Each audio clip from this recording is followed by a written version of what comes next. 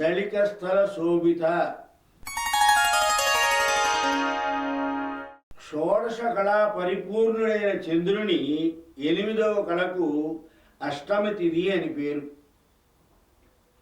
ఆనాటి చంద్రుడు అర్ధచంద్రుడు కనుక అష్టమి చంద్రుడు అని పేరు పెట్టారు. అష్టమి చంద్ర ప్రకాశం లాంటి లలాట ప్రదేశంలో ప్రకాశించే దేవి ఈ నామంలో సాక్షాత్కరిస్తోంది. అలికము అనే పదానికి లలాటమని అర్థం. చంద్రుడు షోడశ కళా పరిపూర్ణుడు. ఆ 16 కళలలో చివరిది నిత్య. తక్కిన 15 కళల్లోనూ అనూశ్చితంగా ఉండి మార్పు లేకుండా ఉంటుంది. దీనికే మహానిత్య అని కూడా పేరు.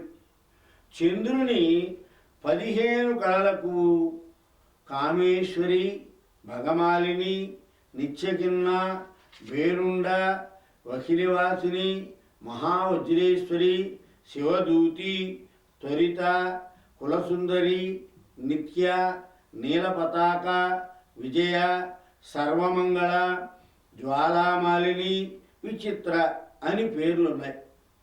ఇవి నిత్యా కళలు. వీటిలో 8వది త్వరిత.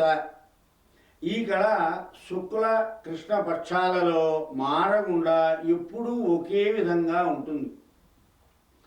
వికాసము వినాశము లేకుండా నిరంతరము ఒకే రీతి కళలలో ప్రకాశించే దేవీ లలాటంలో హయగ్రీవుడు అష్టమి చంద్ర కాంతిని సందర్శించాడు.